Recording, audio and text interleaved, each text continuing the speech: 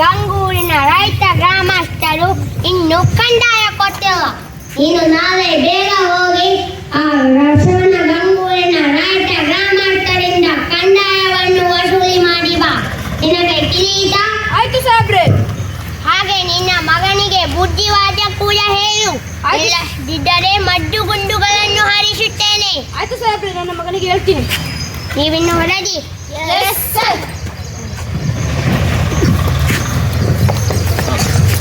ಪೊಲೀಸರೇ, ಸಾಹೇಬ್ರೆ ನೆನಪಿದೆಯಲ್ಲ, ನಾಳೆ ನಾಳೆ ಬಸವನ ಗಂಗೂರಿನ ಗ್ರಾಮಸ್ಥರು ಇನ್ನೂ ಕಂದಾಯ ಕಟ್ಟಿಲ್ಲ. ಅವರ ಬೆನ್ನು ಮೂಳೆ ಮುರಿದರೂ ಸಹ ಕಂದಾಯ ತರಬೇಕು. ನೀವಿನ್ನು ಹೊರಡಿ.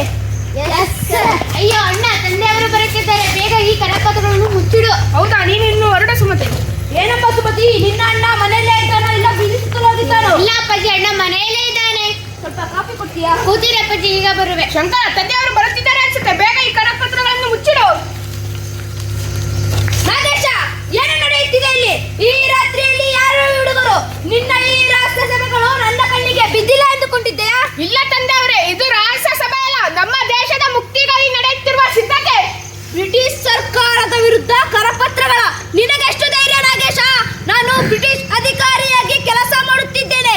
ನಿನ್ನ ಈ ದೇಶಭಕ್ತಿಯ ಹುಚ್ಚಿನಿಂದ ನನ್ನ ಉದ್ಯೋಗ ಮತ್ತು ಕುಟುಂಬದ ಗೌರವ ಎಲ್ಲ ನಾಶವಾಗುತ್ತದೆ. ತಂದೆಯವರೇ, ಅನ್ನ ನೀಡುವ ಭೂಮಿಯ ಬ್ರಿಟಿಷರ ವಶದಲ್ಲಿರುವಾಗ ನಿಮ್ಮ ಉದ್ಯೋಗದ ಗೌರವದ ಮಾತು ಯಾಕೆ? ಬ್ರಿಟಿಷರು ನಮ್ಮ ರಕ್ತ ಇರುತ್ತಿದ್ದಾರೆ. ನನ್ನ ದೇಶ ಬೆಂಕಿಯಿಂದ ಉರಿಯುತ್ತಿರುವಾಗ ನಾನು ಕೈಕಟ್ಟಿ ಕುಳಿತುಕೊಳ್ಳಲು ಸಾಧ್ಯವಿಲ್ಲ. ಮುಚ್ಚು ಬಾಯ್. ಆ ಬ್ರಿಟಿಷ್ ಸಾಮ್ರಾಜ್ಯದ ವಿರುದ್ಧ ಹೋರಾಡಿ ಗೆಲ್ಲಲು ನಿನ್ನಿಂದ ಸಾಧ್ಯವಿಲ್ಲ. ನಾಳೆಯಿಂದ ನೀನು ಮನೆಯಿಂದ ಆಚೆ ಹೋಗುವಂತಿಲ್ಲ. ಇದೇ ನನ್ನ ಆಜ್ಞೆ. ಸರಿಯಪ್ಪಾಜಿ, ನೋಡೋಣ.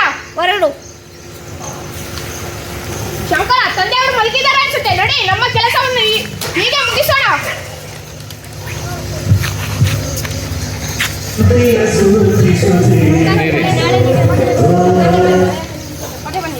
ಸಂಗತಿಗಳೇ, ನಾಳೆ ನಡೆಯುವ ಚಳುವಳಿಗೆ ತಪ್ಪದೆ ಬನ್ನಿ. ಸಂಗತಿಗಳೇ, ನಾಳೆ ಚಳುವಳಿಗೆ ತಪ್ಪದೆ ಬನ್ನಿ. ಸಂಗತಿಗಳೇ, ನಾಳೆ ಚಳುವಳಿಗೆ ತಪ್ಪದೆ ಬನ್ನಿ.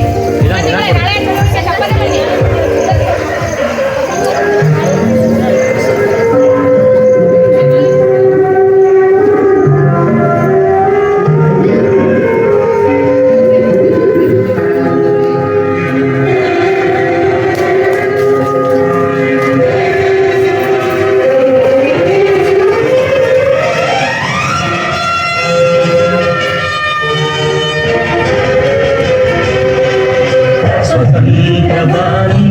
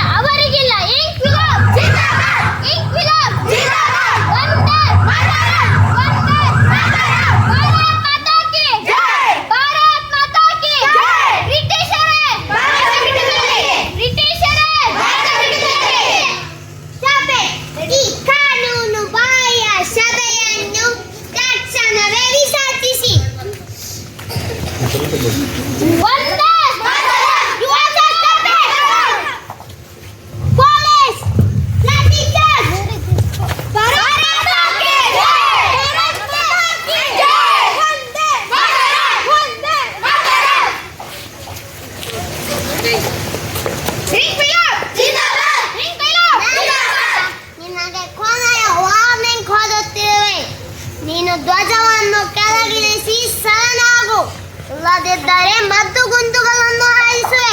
ಶರಣಾಗತೆ? ಯಾರಿಗೆ ಶರಣಾಗಲು ಹೇಳುತ್ತಿರುವ ನಿಸಾಜ? ಈ ಧ್ವಜ ಭಾರತೀಯರ ಸ್ವಾಭಿಮಾನದ ಸಂಕೇತ. ಇದನ್ನು ಕೆಳಗೆ